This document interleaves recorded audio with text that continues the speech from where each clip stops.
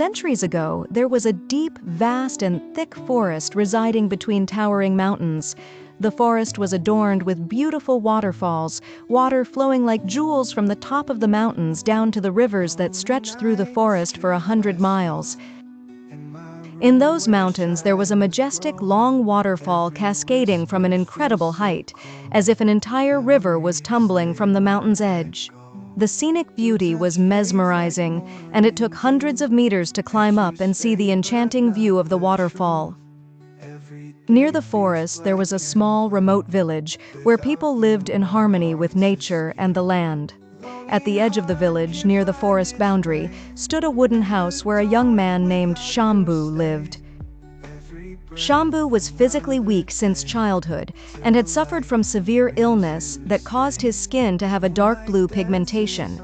He was not allowed to receive direct sunlight as it made him weaker due to his condition. He spent his days indoors under the roof, but at night he would roam the village alone. Often, he sat on a huge tree near his house, gazing at the moon and the beauty of the forest at midnight, returning home at dawn. He often sat on the tree branch, gazing at the full moon, and would ask the moon about his condition. Sometimes, tears would well up in his eyes as he wondered why he was not normal and whether he was cursed in this life. Shambhu was now 23 years old, and this routine had become a part of his life. One night, as he sat on the large tree branch, relaxing and watching the full moon, a shining white bird appeared from the horizon of the night sky and perched in front of him. This bird was a white, shining raven. With serene eyes, it spoke gently. "Do not be scared, Shambhu. Listen carefully to what I am about to say." The white raven introduced itself as Himadri, a cursed soul who had been reborn as a white, shining raven hundreds of times over the past 400 years. It told Shambhu that the curse would be revealed to him if he followed what the raven instructed. Feeling a strange hope and curiosity, Shambhu decided to follow the raven, sensing that his life might hold something new and extraordinary beyond his suffering. The raven cast a spell, and Shambhu was transformed into a tiny Lilliput-sized being. The raven then carried him on its back, flying toward the midst of a huge mountain with a magnificent waterfall, stopping in front of the largest waterfall. The raven cast another spell, returning Shambhu to his normal size. The raven explained that for 400 years, it had awaited a specific signal, a shining blue radiation coming from the direction of this waterfall. This radiation would be a sign that the curse had ended and that Himadri white shining raven could be freed. Shambhu, with a mixture of surprise and hope, asked, "Are these radiations coming from my side? Was that me?" The raven nodded and replied, "Yes, these radiations are very strong coming from your body, and I was carried towards you to confront about my curse." Then Shambhu asked, "What curse? What do you mean?" and waits for Himadri's the shining raven reply. The raven explained, "I am a princess from a once great kingdom located to the north. I fell in love with a prince, but he lost his life because I neglected to wait for him here. As a result, I was cursed and reborn as this white raven, waiting all these centuries for the blue radiation to appear. Only then can I be freed from this curse." Shambhu was perplexed but eager to help. "But how can I help?"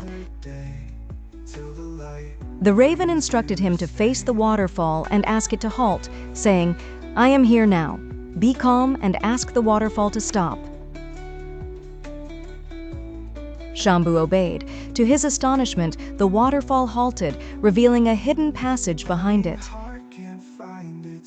Together they entered the cave behind the waterfall. Inside, they found a lush, green aura glowing with a mysterious light. The raven pointed to a shining green stone at the start of the waterfall and asked Shambhu to pick it up. As Shambhu touched the green, radiant stone, he felt an incredible warmth and relief wash over him. His illness disappeared, and suddenly Shambhu transformed into the charming prince. And simultaneously, the white raven too transformed into a beautiful princess, once cursed, now freed. The princess's eyes welled with tears, and she embraced Shambhu.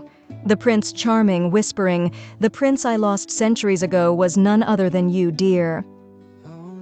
Shambhu, overwhelmed with shock and emotion, took a deep breath. As he looked at her, he realized that his suffering and strange life had led him to this miraculous transformation, a rare event that occurs only once in centuries. He remembered his past life as a prince, waiting patiently at this very spot for his beloved. As the green stone lost its glow, everything settled into normalcy. Shambhu realizes the purpose of his presence and asks Princess to be with him in all his coming births. Suddenly, a magnificent chariot appeared before them, and the waterfall behind the cave seemed to swallow itself into the mountain, leaving only the chariot waiting for them. They embraced each other tightly, entering the chariot together, their hearts full of joy and hope for the new life that awaited them.